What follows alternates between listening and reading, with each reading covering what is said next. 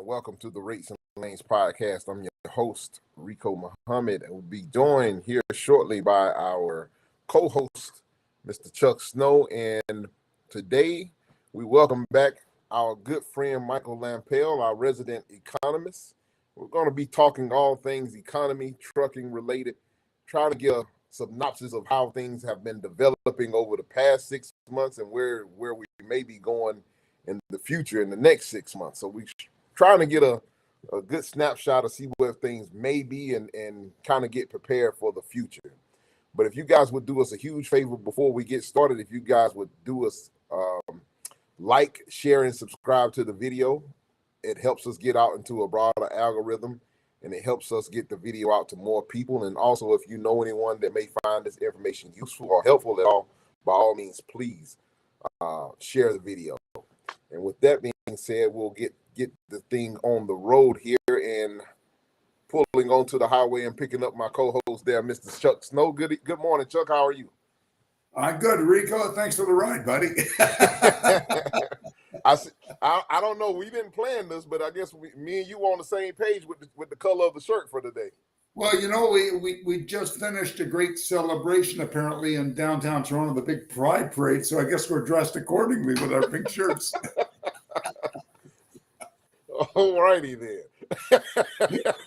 We may have lost some listeners over that. We may have gained some. Well, I tell you what, it's a great time to have Mike on the show because it's we're kind of at the halfway point for the year, going into the last 6 months of the year, and also we've got 6 months under our belt already. So it's a great time to get Mike on the show and kind of do a checkup and see what he thinks going on and see what he thinks may be coming down the pipe. And with that being said, some great intel. And with that being said, we're going to welcome our good friend Mike Lampel to the show. Good morning, Mike. Good morning, gentlemen. Hi, and Mikey. ladies, and anything in between. Well, Mike, like I said, it's been an interesting, and before we came on, it's definitely been an interesting 6 months. These past 6 months, if you don't mind, maybe give us taking a look back and kind of break down the previous 6 months for us before we start getting into the future. Well, the previous 6 months, as you said, they were interesting, but please remember that's a Chinese curse. Right. I think the last 6 months are going to be, they're a roller coaster. I think we've hit the wall in a lot of areas. I think right now with the economy the way it is, and I think we now have, so give you an example, we're in Canada. Canada was 36 million population about 7 years ago. We're at 41 million now. We are projected to be 68 million by 2050. Which is only 24 years from now. So when you look at that rate of growth, the question becomes, is you think for the trucking industry, this would be a positive, more people, more acquisition, more of everything, but that's not the case. So I think when you look now at the population growth throughout the world and the population growth is growing, you would think this is all be positive, but it's not positive because there's not enough. And they were warned about this about 20 years ago. They said at the rate of growth of the population, there's not enough resources on the planet to support this. Right. So I think, what you're looking to do right now is it's more a question now for our children and their children, which is how are they going to survive this? Because it is going to be an AI side, technological evolution aside, revolutions. We're just going to be consuming more of the planet's resources. Professor of mine, when I did my degree in economics, a professor of mine said then, he says, you cannot have economic growth without destroying the environment. Yeah, that's true because there's a cost to everything. Well, you got to consume. People have to eat. But by the way, guys, I got to tell you something funny. This is funny. Let's get on the time. So, they think trucks emit the most CO2 emissions. Not exactly. Denmark has just passed a law to start charging carbon tax to farmers for cows, pigs, and sheep that fart.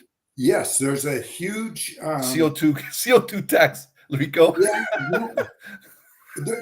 there's been talk about this for many years because I did a little bit of farming and we do live on a we live on a farm, and there's been a lot of talk about this. But then there's been some talk about if cattle. I can't talk about pigs because usually the only pigs that are grass fed are wild ones, and grass fed chicken. I don't know, up in Canada, maybe somewhere down in in the south perhaps.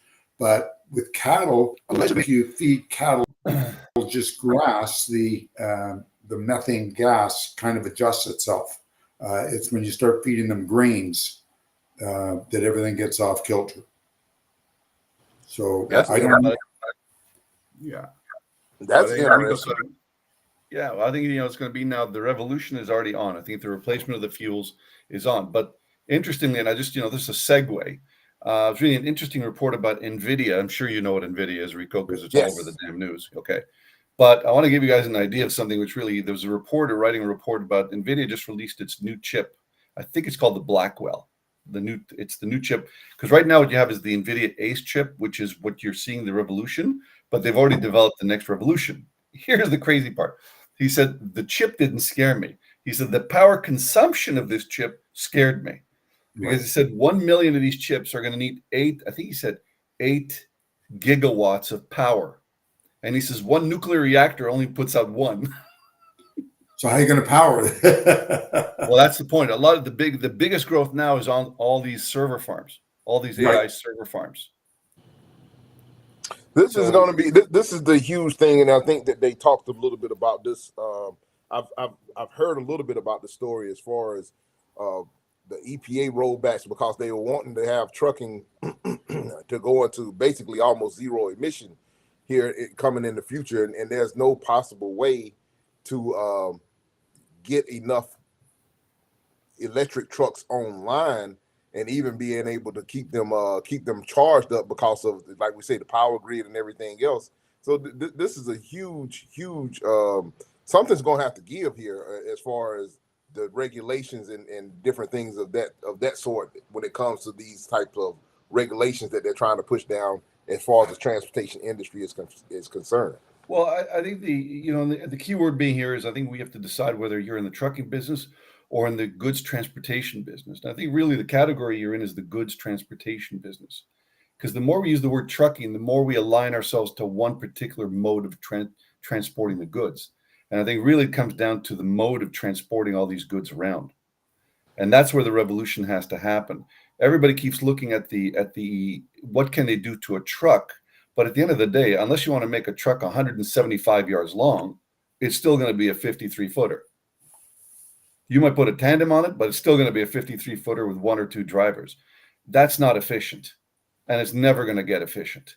And there won't be enough trucking guys in order to meet that capability. So all you're going to do is you're going to clog up the highways even more. I personally don't subscribe to the pollution issue. I subscribe more to the safety issue, the congestion issue, the capabilities, the mobility. I subscribe to that. There's just not enough capacity on the road to handle the amount of trucks you're going to need in the future to move all these goods around as the populations grow. Michael, I have to agree with you because there's been very little investment into roadway infrastructure, railway infrastructure, roadway infrastructure. And the one area that I think nobody's looked at, but we've got to change our way of thinking and inventory control and supply chain and everything else is waterways. U.S., my understanding is that the U.S. is positioned better than any other country in the entire world because of their waterways, the river system in the U.S. Well, the Mississippi, you look at the Mississippi. And there are right now, as we're talking, I don't know how many of our listeners realize this, the amount of barge traffic that it goes up and down those rivers, some of those rivers that are hauling things like coal, and other commodities. But that could be switched over, and we could be using those waterways probably on barges to haul trailers. The problem is we have grown up in, and which I was never although I profited by it, the principle of it, I knew how ridiculous it was, and that's the just in time.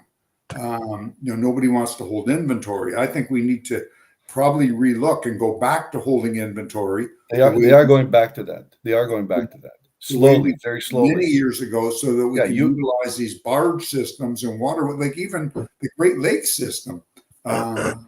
We've got wonderful waterways in the Great Lakes to use. Mind you, it's not as quick. Like I could leave here right now with a tractor trailer. I can be in Cleveland in 6 hours. That's never going to happen with a trailer going onto some sort of a vessel. Well, I think the part I can never understand, Rico and Chuck, is we live in a continent that's attached to each other with very few break. But we've not invested in rail infrastructure in 100 years. 100 years. Like, it's bizarre when you think China can build 6,000 miles of high-speed rail in 25 years, and we can't build one. Well, we did the opposite I think it was under Ronald Reagan. We pulled out thousands of miles of railway tracks in the United States and made them into walkways, if you remember that. Oh, I remember that. Yeah, I remember that. That's where I mean, right now, the only solution they have is, and again, you're going to have your population is going to increase, whether you like it or not.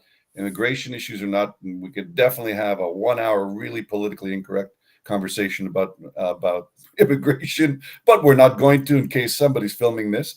But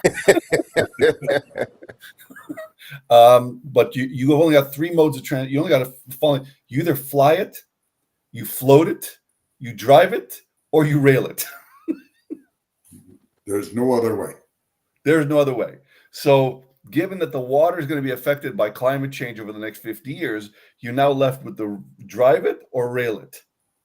Because flying it ain't going to happen because it's not big enough. So capacity. Well, and we're just getting, this the truth is just coming out about aviation and how the carbon footprint, just by putting one of our behinds in a seat, and for me to go down to Atlanta to visit Rico on an airplane, I may as well get into one of my antique trucks that do belch pollution and drive bobtail down to see Rico. It'll be less of a carbon footprint than it is me going on to a seat of an airplane. They're solving that. I mean, they'll have some aviation evolution in the next 10, 15 years.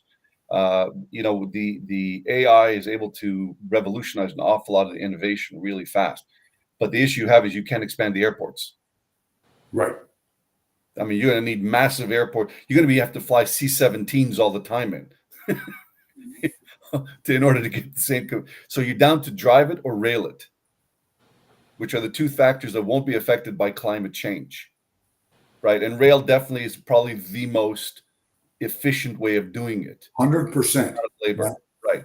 But they're not investing in it. So just to give an idea, guys, the trucking industry right now, what percentage of 100% do you think in the United States are trucking companies with less than 100 trucks out of 100%? They're about 90%. Rico, want to guess? I'm gonna agree with Chuck. Yeah, 99.7.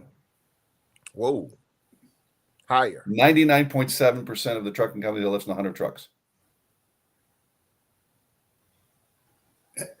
Yeah, that's about. You know what? Now that I think about it, yeah, it's definitely right. Definitely. Now comes the next piece of news. How many trucking companies and brokerages have gone out of business in the past 10 years, numbers wise? Oh, we've had believe the number. We've had a bunch, but the rate of replacing them has probably outpaced their number that went out of business. And when I give you the number, you'll understand why. 88,000. Yeah. Hell, we've had more than that, more to replace them in 1 year than. Yeah. Right. Now, when you take those 2 factors in effect, and you just made a great comment, Rico, right? Well, you have 88,000 over 10 years going out of business. There's no way you're going to be able to replace them. We've doubled them, haven't we? I mean, well, no. Think about that. If you're going to have 88,000, you need to find 88,000 to replace the 88,000, and then grow from there. But we've already. It's been a revolving circle. Now, granted, some of them we don't have any data but a lot of them were 8 companies running 18-wheelers that are no longer around, but now they've been replaced by companies operating vans and No, they can replace it. But I'm saying to you that the ability for you to climb back from 88,000 companies, right, and then grow from there over 10 years is enormous. It's not, I don't think you recovered the 88,000. but we still have too much capacity in our industry. That's why the rates are so bad. I don't think you have too much capacity at all. Then why are the rates? What do you think it is? Because because the trucking industry, trucking, not transportation, trucking is the proof of a true free market system. 100%. Meaning there is no concentration of power. So there's Right. no price controls. It literally is a free market system. Yep. So you will always have, and that's why you're going to have this instability as long as it goes, and more accidents and more pollution until the government says, you know what, this model don't work no more. We got to Well, add capacity. I'm not sure. I'm The not so issue is sure if I capacity. agree with you're not saying government intervention, are you, Michael? No, I'm saying government infrastructure, not intervention. I don't want the government in any business. Okay. They can't even run the government. Never mind the business. But trucking companies rely on the government to build roads. Yeah. And that's what I mean. The infrastructure to move the goods, they've got to look at this and say, we got to go. It's almost as important, Rico's back, as to when they laid the railway spikes in the 1800s. Well, it's also, I guess, speaking on behalf of the truckers, because it's that time of year right now. Everybody's having to pay their 2290s. The $550 that every truck has to pay, as far as the United States goes, for heavy highway usage tax. And with the amount of trucks, that number has to be staggering, and it should be well enough to cover the cost if they actually used it to cover infrastructure costs. So now we're going to get into politics, which is my favorite blood sport there is. We know what you have here is 50 years of overregulation in every single solitary way, to the point that nothing moves. You have regulation gridlock. Nothing moves. Think about that. Not one high-speed rail link has been built in the U.S. I mean, seriously, the United States, the King Kong of transportation, can't build one railway? Yeah. Interstate transportation rules, regulations rules, environmental rules. Oh my God, we got to study these turtles. Why? Well, the turtles belong there. We can't move the turtles. We can't move the turtle. No. But what we're going to do is we're going to choke the turtle to death on pollution? Yes.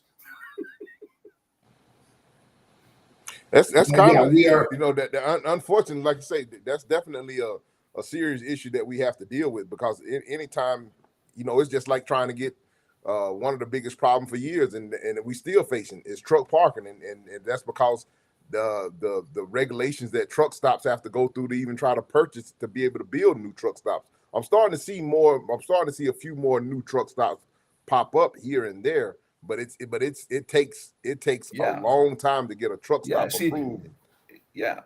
But I mean, when you think about it, trucking is a labor issue, not an equipment issue. It's a labor issue. 100%. There's no labor because people may think they want to do that job until they do it. And then, a couple of bad experiences, and a lot of people walk away from it going, get the hell out of here. I'm not sitting at that grocery warehouse for 48 hours for free. Right. Screw this. I'm going back to construction. This what they want to pay me $50 for 48 hours sitting at a grocery warehouse in Massachusetts. Are you crazy? And that's it. Or somebody misses their kids' recital or their graduation, and they get home and their wife or husband says, you know what? If this is how we're going to live, I'm out. I'm taking the kids and I'm going. So you either get another job or whatever. And, people leave the industry. And a lot of it has to do with the mistreatment of truck drivers all over. And it's mistreatment at the scales. It's the danger that's out there now. I've been on the road a little bit more than usual in the States, and I can't believe how bad driving has gotten between car drivers. And there's some truck drivers out there that never would have been out there before, but they're out there now doing all sorts of stupid stuff, driving 20 miles under the speed limit in the left lane and changing lanes without signals and all sorts of nonsense on both parties. So truck driving, although our trucks have gotten a hell of a lot safer, the job itself has become much more dangerous with safer equipment. So nobody wants to do this or stay in it. Yeah. See, there's been absolutely no new construction of rail lines in the past 10 years. Yeah. And why? There's a lot of the rail projects. There's projects, but nothing's been built. Well, we have so much red tape in North America, and this is one of the big complaints with business in general. I just heard a story. When they built Yankee Stadium, which is close to about 100 years ago, from the time they picked the site until the time it was built was 18 months. Yeah. Today, if you wanted to build a stadium, it would take you 10 years to at least get all the government red lights removed and for everything to turn into green lights. Take you years. And that's why nothing gets done. One of my relatives recently spent 5 days in China on business and could not believe what the Chinese can do over there because of lack of ridiculous regulation. They could build a beautiful warehouse for $40 a square foot. How do we compete with that? Well, that's what's going to happen. I mean, that's why, we're now facing, I think, in the trucking industry, in the transportation industry, the transportation and goods industry, the governments right now are going to be a lot of pressure as the population grows. And, AI is not going to be able to move a sofa. No. No. It's not going to move a sofa. So I think it's going to be more congestion on the highways. Traffic is going to get worse until it gets to, and the people will rise up when there's enough people killed on the highway. And the infrastructure is still behind. That's the other main thing we were talking about before. Yeah. Everywhere you drive right now, you see construction everywhere, but the infrastructure is already probably 5 years behind from where it should be by the time they even finish the current construction project. They got to, got to start another project to get on top of that. Yeah. Gentlemen, I have to just share something with you that it just says it all. I went down to Macungie, Pennsylvania a couple of weeks ago to the truck show, met a buddy of mine, walked around, and then I left because it was going to start to rain. I saw a construction project off the side of the Pennsylvania Turnpike.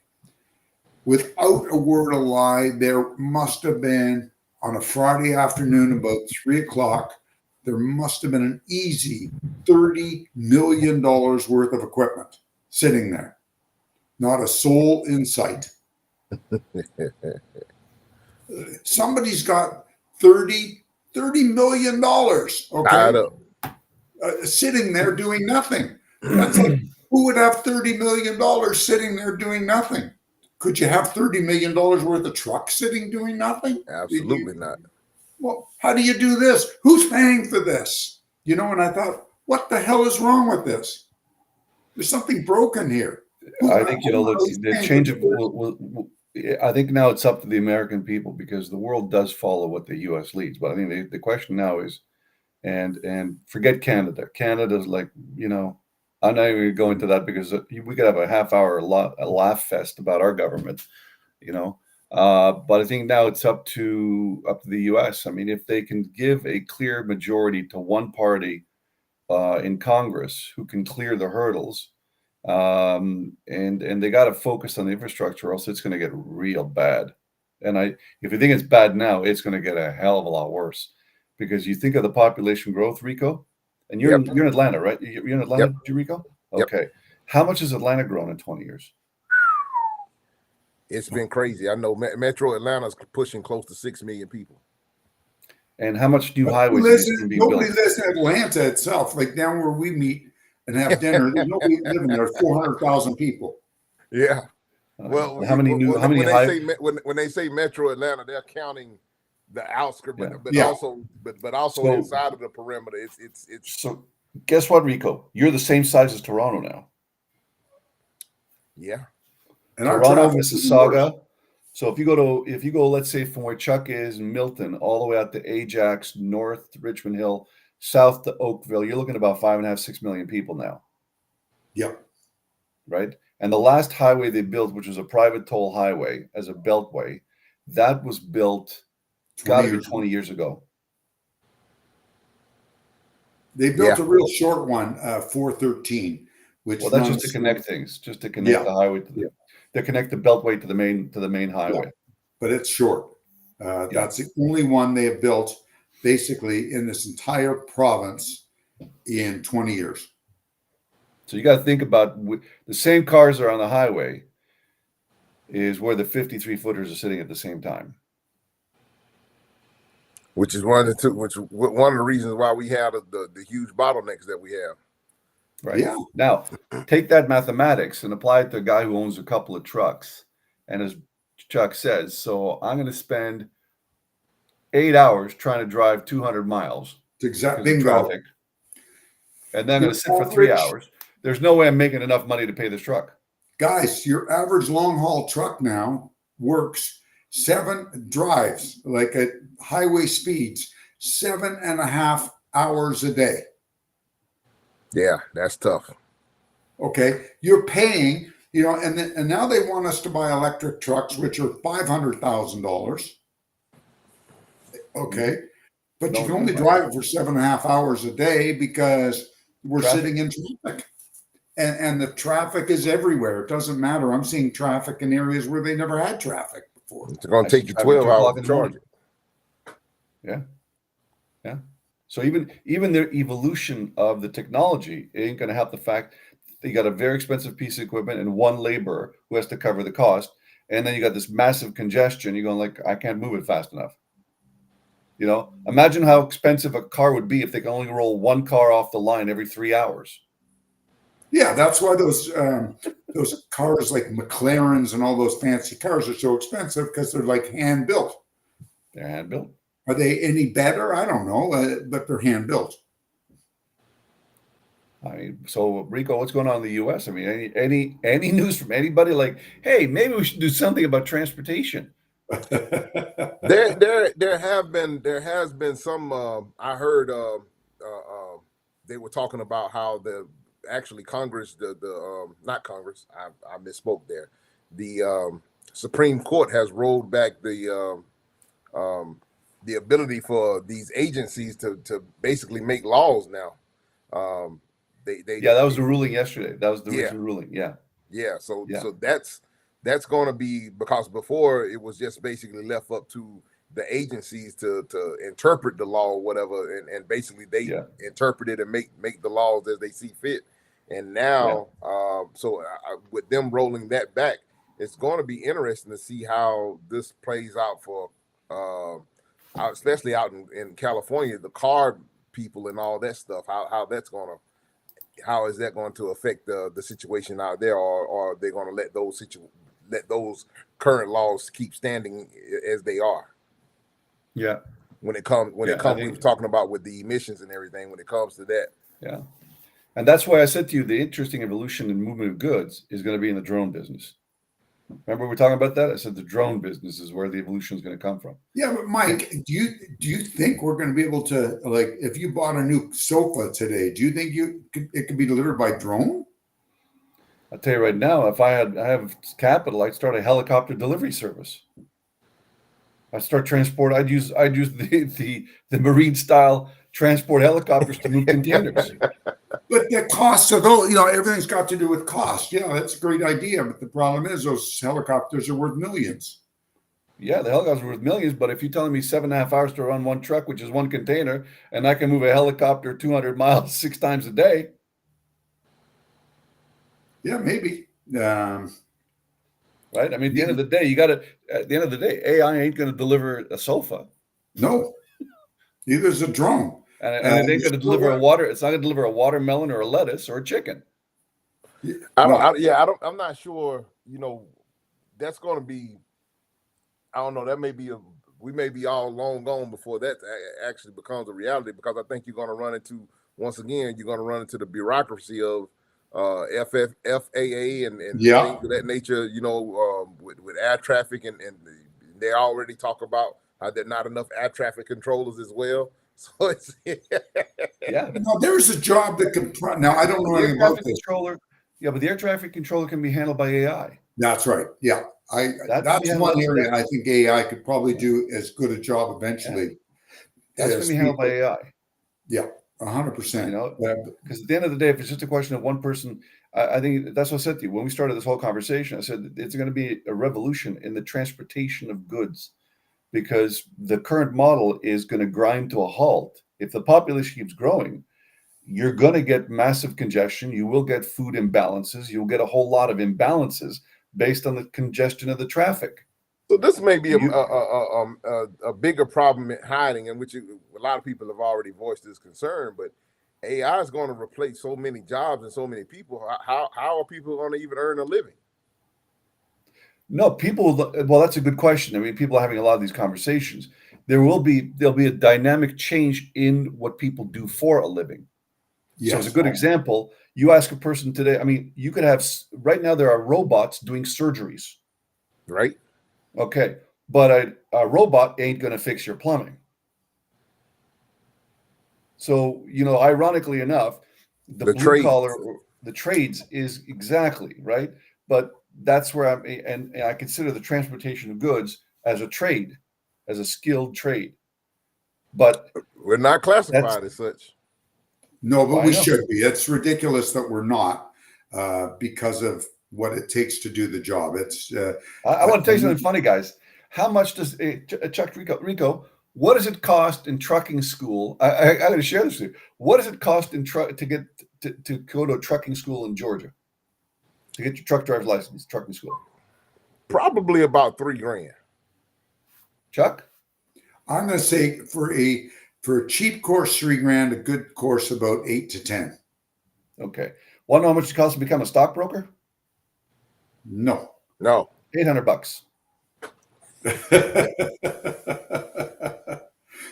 And what's it cost to be a doctor? About $500,000. Yeah, but the banks will finance that. Yes. Because there's no difference now between a guy who makes shoes for a living and a doctor. They're both piecework. Yeah. Doctor only makes money when he's scooping things out of people's body. If he ain't standing on his feet doing it, and his prices are controlled by the insurance companies. So think about that. The government does not consider you a skilled trade, but it costs more to create a truck driver than it does a stockbroker. Yeah. And yet the stockbroker, if he's half good, he's going to make 200, 300 grand if he's decent, not the trucker. Yeah.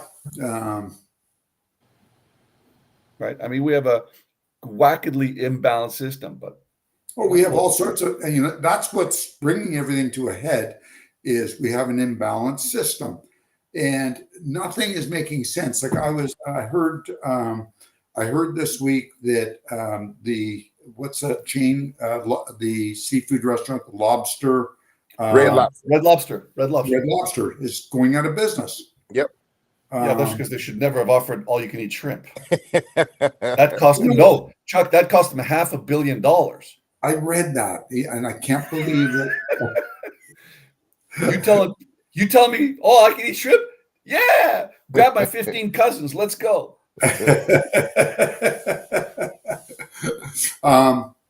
Things are changing. The Red Lobster is going out of business, and I just heard a phenomenal podcast the other day about the fellow that started Panera Bread, or those Panera restaurants, and he developed a whole other category in restaurants. It's now multi-billion dollar category.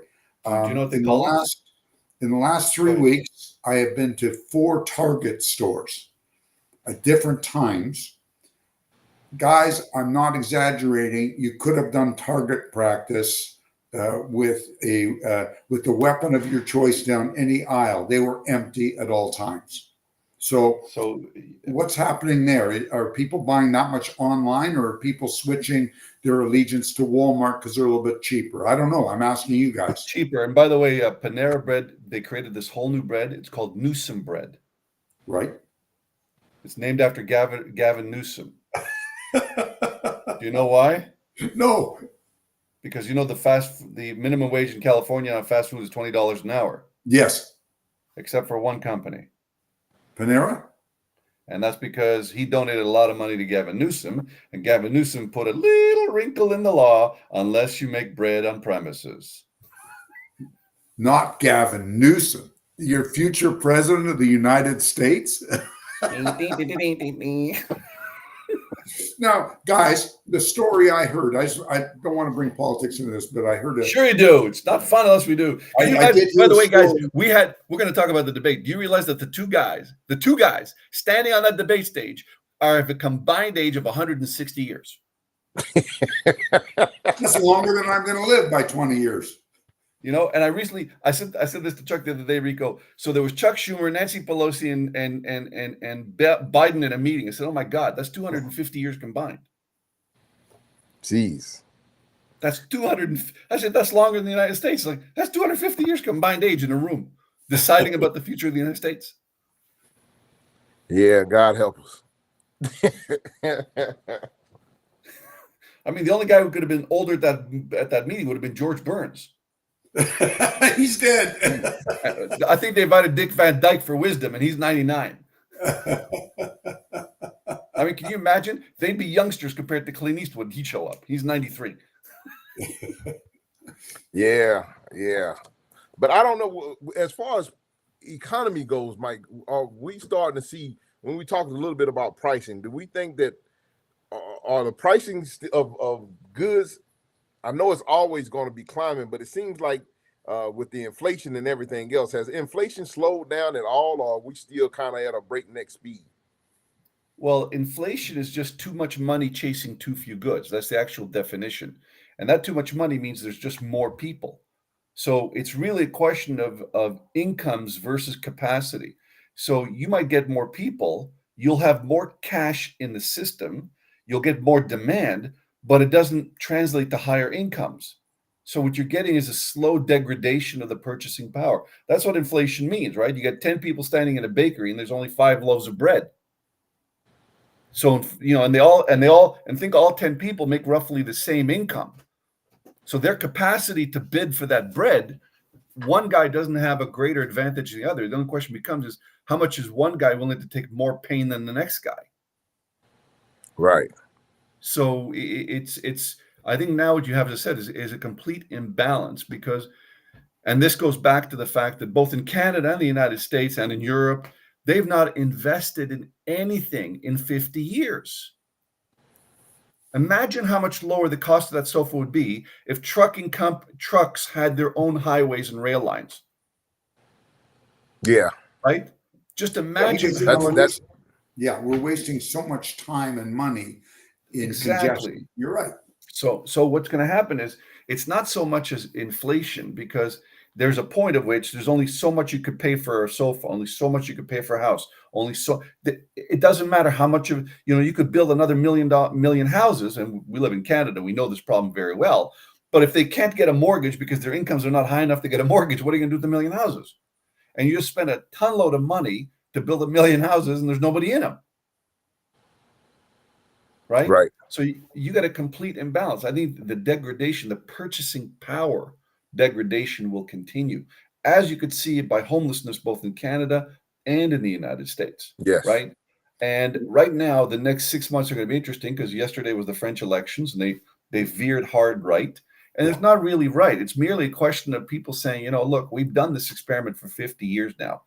Because if you think about it, since 1990, you had Clinton for 8 years, you had Obama for 8 years, you had Bush for 8 years, and you've had Trump for only 4 years.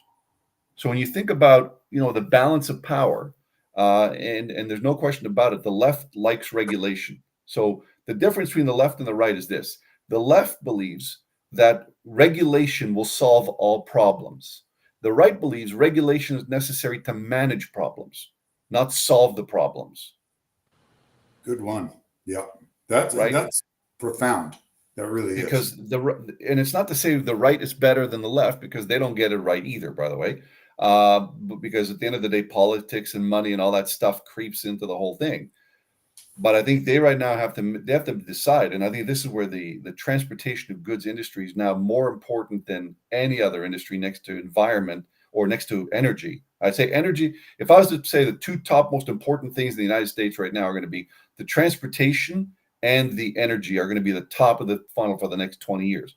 Because if you don't start getting things moving faster, it's just going to continue to degrade and degrade and degrade, because that guy, as you said, Chuck, who's sitting there for $50 for 22 days, he ain't going to do it. No, and that's what's happening now, and it's been happening all along, but more so now, because now we're back into a time when shippers, receivers have zero respect for truckers. But here's what the next thing's going to happen. Yellow went out of business. All those guys went out of business. The financing of the transportation industry is going to grind to a halt.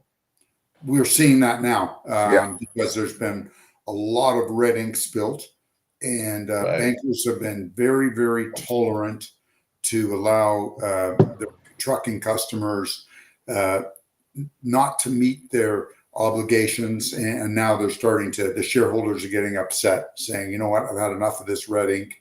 Clean it up. We'll take our losses. We'll move on, because we want to put our money into something where we're going to have positive results. And they're getting hit. There's a double whammy there, because all those skyscrapers in most cities in North America are facing, I think Toronto is up to 37% vacancy. Well, downtown we're at 17.5.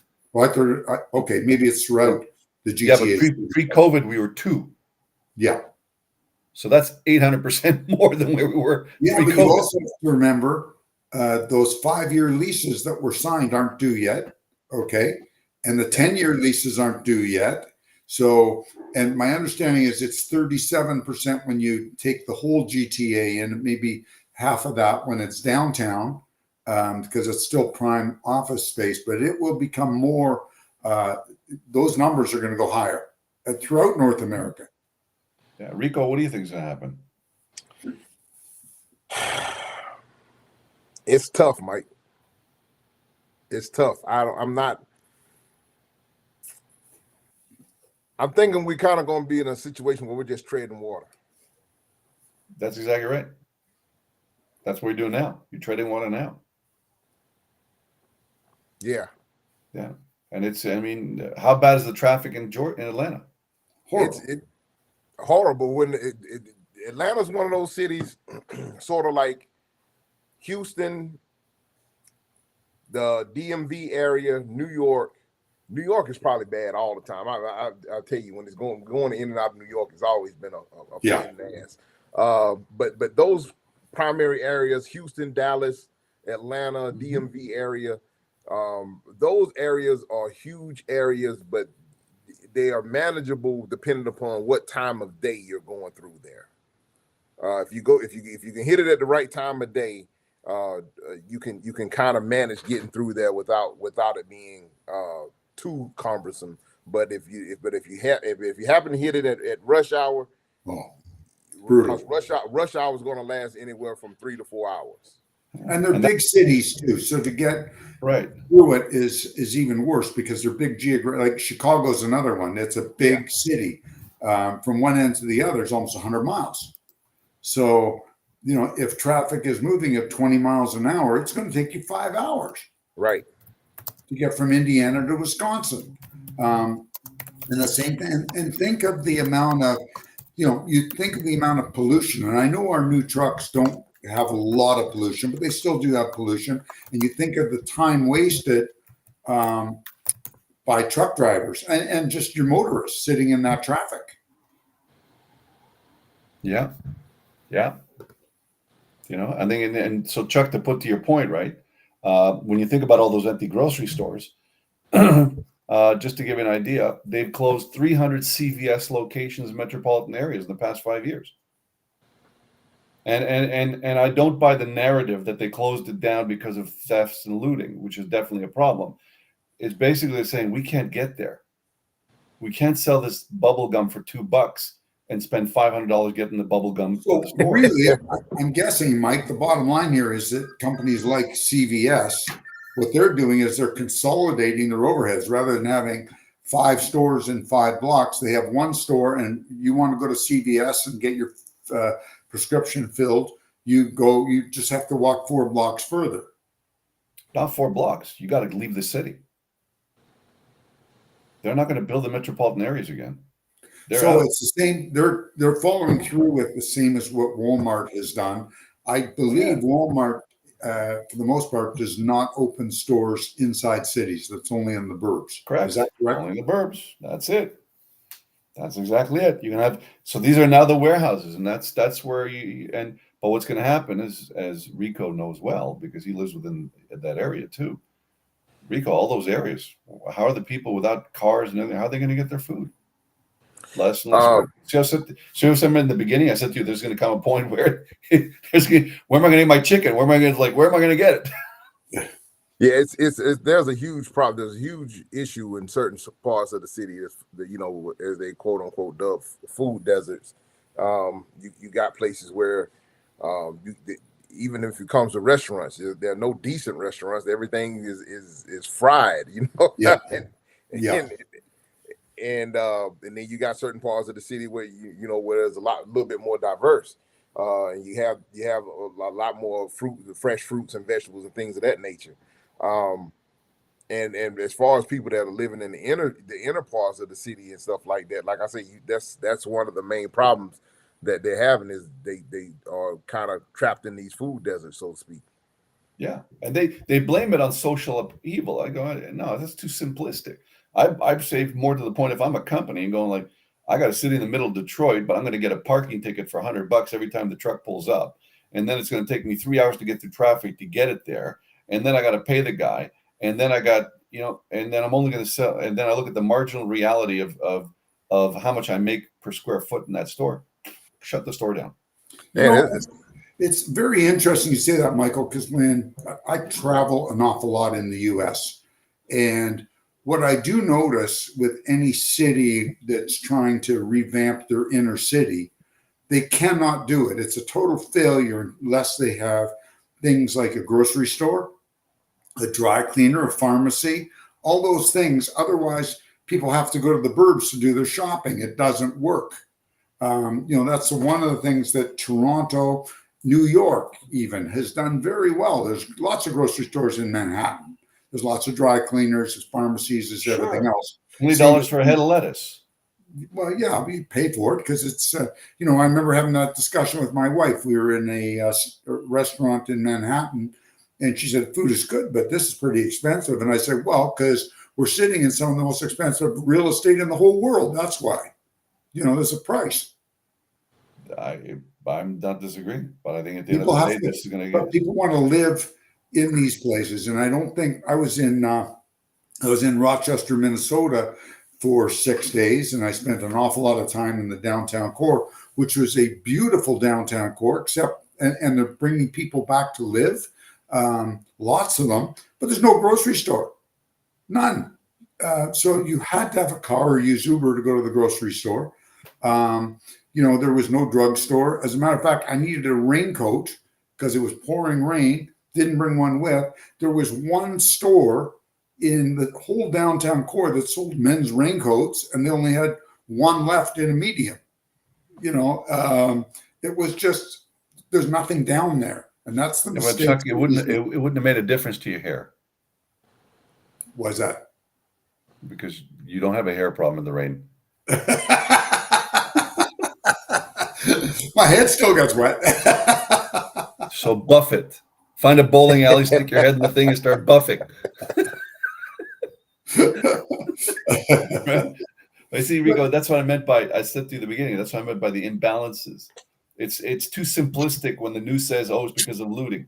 No, it ain't because of looting, right? Because if they can make money, they'll hire the guards in order to shoot the people before they loot them. But they go, you know what? Why am I spending money on the guards when I'm spending $500 to get a package of gum to the store to sell it for $2? I mean, it definitely, when you break it down and you try to, and you look at it from an analytical standpoint, it definitely makes sense, because some of these places, there are certain stores in certain places, and you wonder how in the hell are they even making the money? How are they turning the profit? How are they affording to pay the rent here and stay open? And so it definitely makes sense. Yeah, there's a complete imbalance, and I think that's where the infrastructure plan that Biden wanted to build and all that stuff. I'm going, you guys are still missing the mark. I mean, yeah, they're trying to repair the bridges, and I get that part, but that tells you just how far behind the curveball they are if they're just trying to keep the damn road up. Right. Yeah, instead of building, yeah, they're trying to maintain rather than build. Yeah, I'm like, this is nuts. The Chinese can build 6,000 miles of rail line, a high Because speed they rail. don't Japan. Well, you know what? Because they're embracing this rather than fighting it. You know, when you go to do anything in North America, and it doesn't matter where, pretty much, you have to go through all this red Yeah. tape. I was in London. We took the high speed rail link from the channel from London to Paris. I was in Paris an hour and a half. Wow. An hour and a half. I was in Paris. And I'm going like, this is nuts. You guys are missing the mark. You're focusing completely in the wrong area. You've got to start moving people faster because it's you're getting right now grid to the point where nothing is going to move. You're going to get more population. There's no way around it, right? We're at 8 billion now. They're expected 10 billion people on this planet in the next 50 years. So when imagine right now the United States, what, 360 million, 370 million, Rico? Yeah. Like that. Okay. Rico, what does the US look like at 400, which is not that far away? Well, it depends. Right now, you got a lot of, and that's the thing too. You got a lot of congestion that it's concentrated in certain areas, but there are swaths of this country, even swaths of I think of Georgia. There's huge, vast amount of empty, just nothing going on in certain parts of rural Georgia. You know, and that there definitely can be. I think that there's capacity to be able to do if it's spread out more. But But what's the first thing you have to build it out there? A road. You gotta Build a road. Got to build the roads. Got to build the roads. And you know what?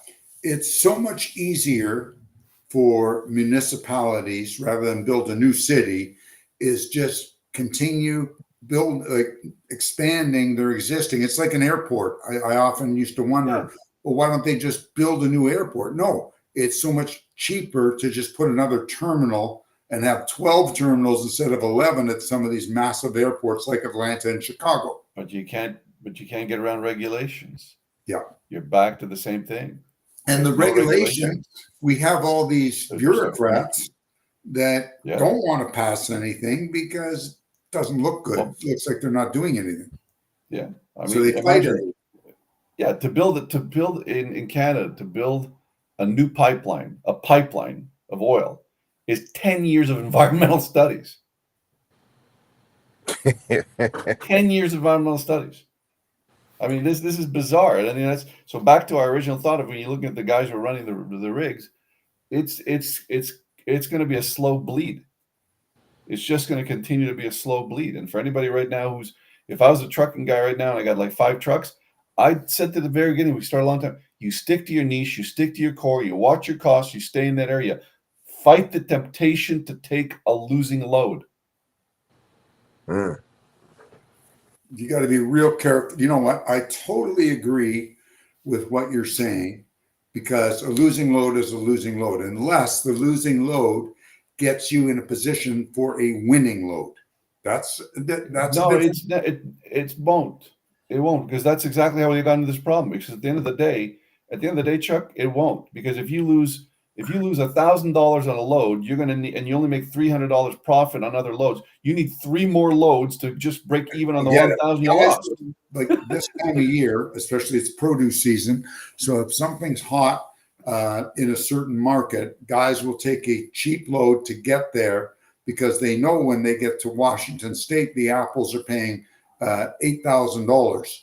So they will lose $1,000 to get that $8,000 load. And they'll be out of business fast. Well, we've been doing that. Some people have been successful. Where that works is if you get that $8,000 load in Washington, but when you get there, if the load is down to $5,000, now you've blown your brains out. You're never going to recoup. You guys are literally the free market. You guys are literally the free market. You are the free market. and people take the jobs until, when, as I said, Michael, Rico's right. Rico's right. When there's not food in the grocery shelves, or as you said, Tucha, that's when when the food imbalances, and there'll be food riots and everything else. Because as Rico said, those deserts, right, Rico? Mm-hmm. There will be riots in those areas.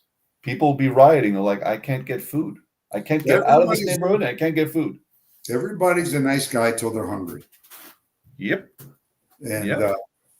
my best description of this market, and the spot market we're involved with and everything else, is you have 100 fishermen down by the bank of the river, and somebody yells fish, and 100 guys get into the river trying to snag that fish. And that's what's going on now. With there's that one load, everybody wants that load to California, everybody gets in the river, and before you know it, that load that started out at $4,000 goes down for $900. Now take the government official, put him there, say, great, $100 license for each one of you. Yeah, that's what it If that's not accurate. Very accurate. So Mike, we got a little bit of time left. How do you see us going as far as this inflation and everything is concerned? Do you see things improving at all, or do you see are we still kind of like on this? No, I think it's going to continue to be degradation of incomes. It's not so much as inflation as degradation of inflation is degradation of income. Your dollar buys less and less and less. So it's a degradation of income. If you can't earn more money, then you're simply treading waters. It gets worse and worse and worse and worse and worse.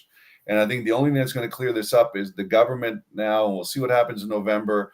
And yes, I got my favorite guy, and I'm not going to make any statements, because if I do, somebody's going to yell at me. What the hell?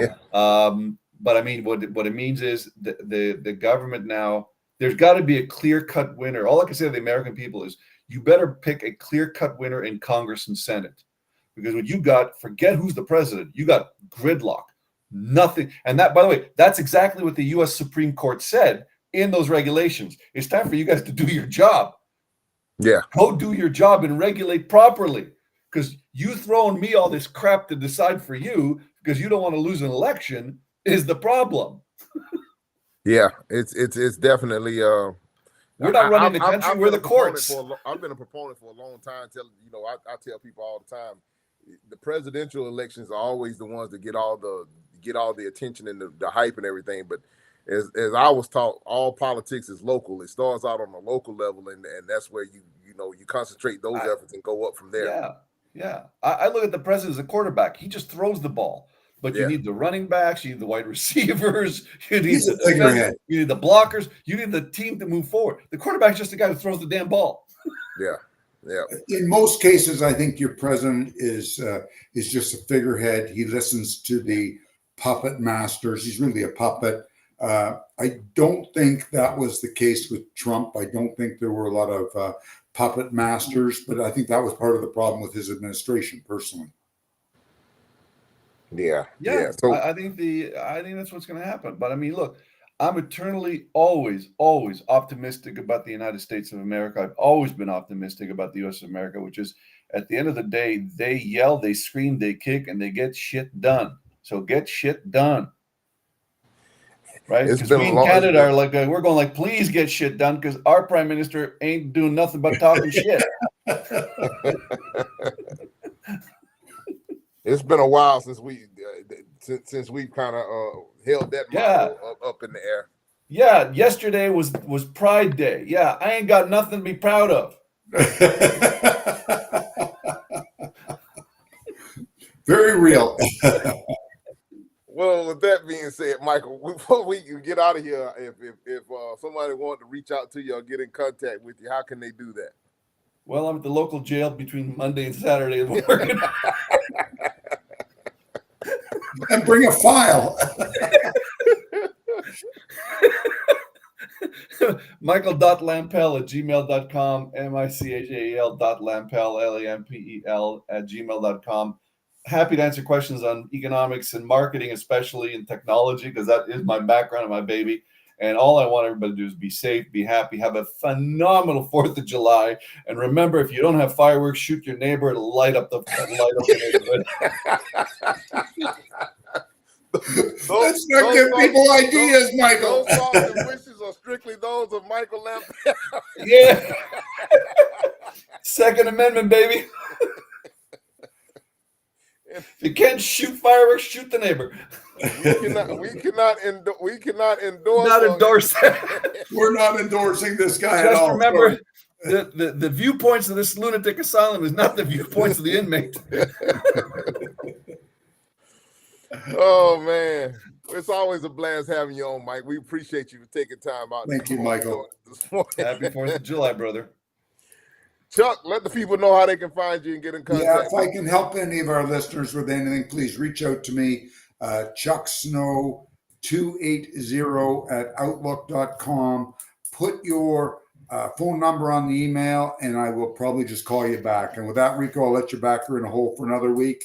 I do want to wish all of our listeners that are in Canada happy. Well, today is Canada Day. We're pre-recording this show day in advance, so belated Happy Canada Day. But for our U.S. listeners, a happy, healthy, safe July 4th weekend. And Rico, I'll let you back her in a hole for another week. Absolutely. Well, we're going to try to, we had a snafu last week. We're going to try to make sure we get these recordings up today and get them up and going. And with that being said, ladies and gentlemen, we want you guys to stay safe out there, stay healthy, keep it in between the mustard and the mayonnaise, and we'll talk at your same time, same place, God willing, next week. God bless you and good night. Here, brother.